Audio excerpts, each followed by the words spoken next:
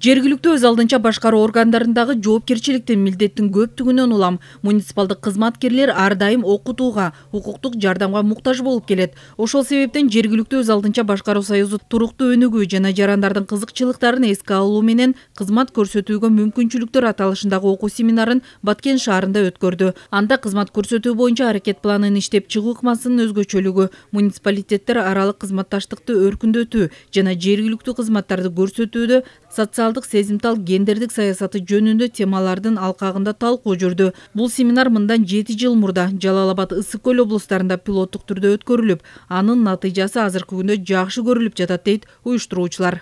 Жергиликтүү деңгээлде кызматтарды кантип жакшыртат деген методиканы бүгүн республикага жайылтып атабыз да. Ысык Көлдө жана Жалал Абадта 30 муниципалитет бүгүнкү күндө ушул долбоордун алкагында өздөрүн ийгиликке жете алды, натыйжасын бере алды. Ошондой эле аларды баягы массалык маалымат каражаттарынан маалымат алган жергиликтүү өз алдынча башкаруу органдары өздөрү демилге кылып ошол практиканы жеринде барып көрүп атышат. Жеринде барып көрүп, демек бул бүгүнкү күндө актуалдуу.